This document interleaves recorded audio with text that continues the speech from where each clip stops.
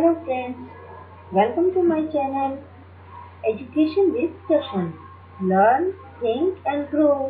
यदि आपको मेरा वीडियो पसंद आए तो मेरे चैनल को सब्सक्राइब और लाइक करें और बेल आइकन को दबाना बिल्कुल न भूलें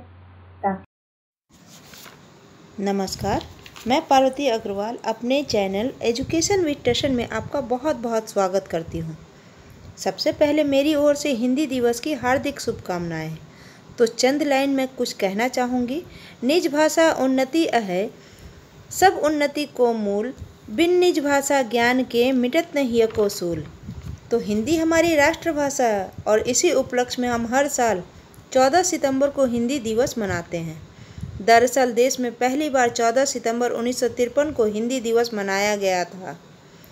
14 सितंबर 1949 को संविधान सभा ने एक मत से निर्णय लिया कि हिंदी ही हमारी राजभाषा होगी।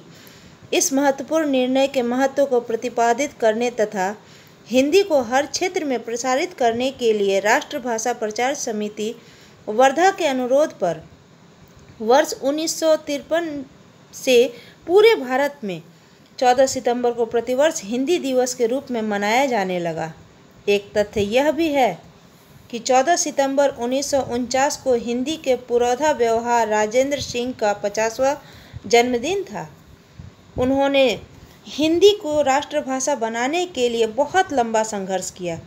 स्वतंत्रता प्राप्ति के बाद हिंदी को राष्ट्रभाषा के रूप में स्थापित करवाने के लिए काका कालेलकर, मैथिली शरण गुप्त, हजारी प्रसाद द्विवेदी, सेठ गोविंद दास आदि साहित्यकार के साथ लेकर व्यवहार राजेंद्र सिंह ने अथक प्रयास किए। वर्ष 1918 में गांधी जी ने हिंदी साहित्य सम्मेलन में हिंदी भाषा को राष्ट्रभाषा बनाने को कहा था और इसे जनमानस की भाषा भी कहा था। गांधी जी का कथन था कि राष्ट्रभाषा के बिना राष्ट्र गूंगा है। बोलने वालों की संख्या के अनुसार अंग्रेजी और चीनी भाषा के बाद पूरी दुनिया में हिंदी तीसरी सबसे बड़ी भाषा है, परंतु उसे अच्छी तरह से समझने, पढ़ने तथा लिखने वालों में यह संख्या बहुत ही कम है और यह भी कम होती ही जा रही है। इसके साथ ही हिंदी भाषा पर अंग्रेजी शब्दों का भी अत्यधिक प्रभाव हुआ है और कई शब्द तो प्रचलन से ही हट गए हैं और अंग्रेजी के शब्द ने उनकी जगह ले ली है, जिससे भविष्य में हिंदी के विलुप्त होने की संभावना बढ़ गई है। इसी कारण नई शिक्षा नीति के अंतर्गत हिंदी को प्रधानता दी गई है।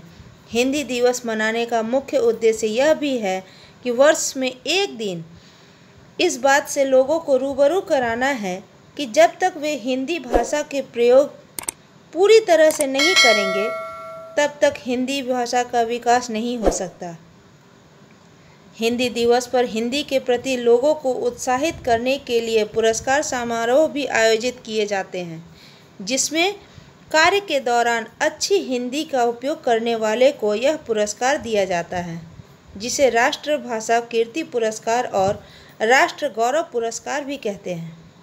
राष्ट्रभाषा गौरव पुरस्कार तो लोगों को दिया जाता है, जबकि राष्ट्रभाषा कीर्ति पुरस्कार किसी विभाग या समिति को दिया जाता है। अतः आचार्य विनोबा भावे ने कहा है कि मैं दुनिया की सभी भाषाओं की इज्जत करता हूँ, पर मेरे देश में हिंदी की इज्जत ना हो यह मैं सहन नहीं कर सकता। इतना कहकर मैं अपने कथन को यहीं विराम देना चाहती हूँ और एक बार फिर मेरी ओर से आप सभी राष्ट्रवासियों को हिंदी दिवस की बहुत बहुत शुभकामनाएं।